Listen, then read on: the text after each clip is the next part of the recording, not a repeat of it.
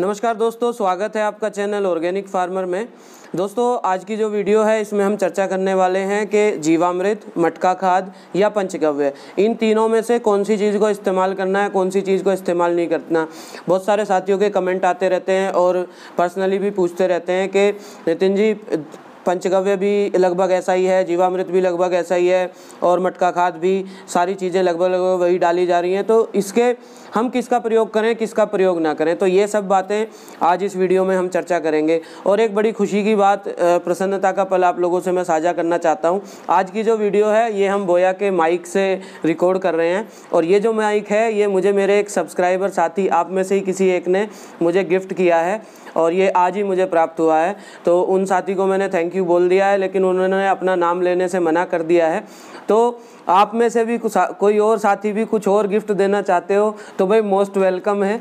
Laptop देना चाहते हो, कैमरा देना चाहते हो, बाइक देना चाहते हो, गाड़ी देना चाहते हो, भाई सब कुछ जो है मैं खुशी खुशी स्वीकार कर लूँगा, है ना। तो चलिए अब चलते हैं अपनी वीडियो के ऊपर, अपने सब्जेक्ट के ऊपर। बहुत बहुत धन्यवाद भाई जिन्होंने ये कैमरा दिया है, ये माइक दिया है। देखिए कितना मैं एक्साइटेड हो रहा हूँ इस बात को लेके। तो हो सकता है कोई दूसरा साथी कैमरा भी भिजवा दे एक अच्छा सा। तो चलिए फिर अपने सब्जेक्ट पे स्टिक रहते हैं और शुरू करते हैं। हाँ तो साथियों, इतनी सारी एक्साइटमेंट के बाद बात करते हैं जीवामृत, पंचगव्य या मटका खाद। देखिए पहले तो हम इनके कॉन्सेप्ट को समझ लेते हैं कि जो जीवामृत है उसमें जैसे हमने बनाया, जैसे मटका खाद हमने बनाया, तो मटका खाद में आप सबको पता है 20 किलो गोबर, 20 किलो गोमूत्र, 1-2 किलो गुड़, 1-2 किलो बेसन, 1-2 किलो खेत की मिट्टी, इन सबको मिला के और हम मटके में रखते हैं। तो बिल्कुल यही फार्मूला है जीवामृत का। बस इसमें क्या करते हैं, हम इसमें 200 लीटर पानी में इसको मिलाते हैं और इसको फिर रोज़ाना घुमाते रहते हैं और उसमें भंवर बनाते हैं और ये 7 से 10 दिन में तैयार हो जाता है। वहीं जो मटका खाद है, मटका खाद के ऊपर हम उसको मटके में दबा के और मिट्टी में दबा के रख देते हैं और तीसरे दिन या 5वें दिन उसको एक बार घुमाते हैं, फिर वापस बंद करके रख देते हैं। फिर उसको 15 दिन के बाद हम प्रयोग करते हैं। तो जो बेसिकली जो कॉन्सेप्ट है वो कॉन्सेप्ट है जीवाणु संवर्धन का। तो मटका खाद में क्या हुआ कि मटका खाद में जीवाणु हमने बढ़ाए, लेकिन वो उतनी मात्रा में नहीं बढ़ाए क्योंकि उसका जो बेस है वो केवल वो गोमूत्र है और गोमूत्र क्योंकि एसिडिक है तो उसमें जीवाणु बढ़ते हैं और बढ़ते ही मर जाते हैं। ये एक कॉन्सेप्ट समझिए, बढ़ते हैं, बढ़ते ही मर जाते हैं और जब वो मरते हैं तो खुद में एक खाद होते हैं। हर जीवाणु, हर सेल जो है अमीनो एसिड से बनी होती है और अमीनो एसिड में नाइट्रोजन होता है, तो वो मर मर के उसी में पड़े रहते हैं और वो एक अच्छे खाद के रूप में बहुत बढ़िया काम करते हैं। जबकि जो जीवामृत है, जीवामृत के अंदर जो है आपके वो जीवाणुओं को एक प्रसार मिलता है, उनको एक्सपेंशन का मौका मिलता है उस पानी में। वो पानी जो है हम उसको हिलाते जुलाते रहते हैं और उसमें वो 7-8 दिन में भरपूर जितना भी वो बढ़ सकते हैं, वहाँ उनको मरने की कोई ज़रूरत नहीं है, भरपूर बढ़ते हैं और उनको हम फिर उस पानी को खेत में मिला देते हैं। तो वो पानी जब खेत में जाता है तो वहाँ पे अत्यधिक मात्रा में, मतलब खूब सारी मात्रा में, कुछ जैसे एजोटोबैक्टर है वो 10 की घात 3 और पीएसबी है 10 की घात 3, इतनी लगभग मात्रा में वो पर ml होते हैं।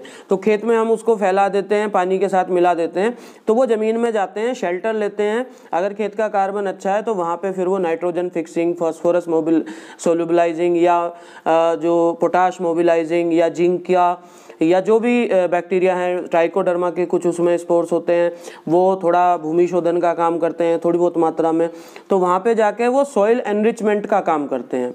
और जो मटका खाद का जो हमारा गोबर जो हमें प्राप्त होता है, सेमी सॉलिड मटेरियल प्राप्त होता है, वो खाद के रूप में बहुत अच्छा काम करता है। मतलब अगर हम 100 किलो मटका खाद को डाल दें 1 एकड़ में तो बहुत अच्छे गेहूं की में, धान की फसलों में बड़े अच्छे रिजल्ट हैं। साथ ही साथ जीवामृत भी डालेंगे हम, और जीवामृत को हमेशा कोशिश करें कि बहते पानी में दे दें, ड्रिप में दे दें या स्प्रिंकलर में दे दें, पानी के साथ जाए। तो जब वो पानी ज़मीन में जाएगा तो उसी पानी के साथ में ये जीवाणु भी ज़मीन के अंदर जाएंगे और अपना पूरा काम करेंगे। अच्छा, अगर हम पंचगव्य की बात करें तो पंचगव्य में हम पहले गाय का गोबर लेते हैं, उसमें घी मिलाते हैं और फिर उसमें बाद में दूध, दही, गोमूत्र और ये सारी चीज़ें, केला, नारियल वगैरह मिलाते हैं। तो पंचगव्य में जो बेसिकली हमें प्राप्त होता है वो एक बहुत अच्छा ग्रोथ प्रमोटर प्राप्त होता है। ध्यान दीजिए, एक अच्छा ग्रोथ प्रमोटर, चाहे उसके हम सॉइल एप्लीकेशन करें, चाहे उसको हम स्प्रे में इस्तेमाल करें। तो जो घी है, घी में जो अमाइनो एसिड्स हैं, फैटी एसिड्स हैं, वो जो हैं वो बहुत बढ़िया एनरिचमेंट करते हैं बैक्टीरियाज़ का, बहुत बढ़िया उनका गुणन उसमें होता है। और साथ ही साथ उसकी एक बहुत कम मात्रा हमें ज़रूरत पड़ती है, मतलब 6 से 8 लीटर प्रति एकड़ पंचगव्य काफ़ी होता है। वहीं जो मटका खाद की बात करें तो 100 से 200, और जीवामृत की बात करें तो 200 से 500 लीटर इस तरह से आवश्यकता होती है, जबकि पंचगव्य 6 से 8 लीटर ही काफ़ी है। तो मेरा आप लोगों से अनुरोध ये है कि इन चीज़ों में ना जाके कि अगर मटका खाद डाल दिया तो पंचगव्य क्यों डालना है या जीवामृत क्यों डालना है, तीनों चीज़ों का हमें रेगुलर तरीके से प्रयोग करना है। बांट लेते हैं, तीनों का काम बांट लेते हैं कि जो मटका खाद है उसको हम मिट्टी में मिला देंगे, जीवामृत जो है वो हर पानी में चला देंगे, और जो पंचगव्य है उसे हम फिर जो है जब भी हमें स्प्रे की आवश्यकता पड़ेगी स्प्रे में उसका इस्तेमाल कर लेंगे। साथ ही साथ शुरुआत में जैसे जो मोटे बीज हैं, जैसे धान का है, चने का है, मक्का का है या आपका गेहूं का है, इन बीजों का लेपन भी कर देंगे पंचगव्य से, तो अच्छे रिजल्ट हमें कंटिन्यूअसली आते रहेंगे। जो मटका खाद है वो फसल को पोषण दे देगा, जो जीवामृत है वो हमारी मिट्टी को एनरिचमेंट करेगा। एनरिचमेंट थोड़ी सी मटका खाद भी करता है, लेकिन जीवामृत ज़्यादा अच्छे तरीके से करता है। और जो पंचगव्य है वो हमारा जो है वो साथ के साथ फसल को ग्रोथ देता रहेगा। तो दोस्तों बिल्कुल क्लियर मन में रखिए कि जीवामृत भी यूज़ करेंगे, पंचगव्य भी यूज़ करेंगे, मटका खाद भी यूज़ करेंगे, सॉइल ट्रीटमेंट भी करते रहेंगे और सीड ट्रीटमेंट भी करते रहेंगे। तो आशा करता हूँ ये वीडियो आपको अच्छी लगी होगी, और जो साथी नए हैं अभी चैनल से नहीं जुड़े हैं वो चैनल को सब्सक्राइब कर लीजिए, वीडियो अच्छी लगे तो लाइक कर दीजिए और शेयर बटन दबाते रहिए। दूसरे दोस्तों तक भी ये वीडियो ज़्यादा से ज़्यादा लोगों तक पहुँचाइए और गिफ्ट करते रहिए, है ना, अच्छा लगेगा और बढ़िया है। गिफ्ट वाली बात ऐसी है, उन भाई ने भेज दिया तो मैंने एक्सेप्ट कर लिया, लेकिन आप लोग प्लीज़ कुछ भी मत भेजिएगा। मैं अपने आप में समर्थ हूँ आप लोगों तक अपनी बात पहुँचाने के लिए। मोबाइल से शूट कर लेता हूँ, अच्छी शूटिंग हो जाती है। भाई ने प्यार से भेजा है तो एक्सेप्ट कर लिया, किसी और को कुछ ऐसा भेजने की ज़रूरत नहीं है, वो जस्ट जोक था।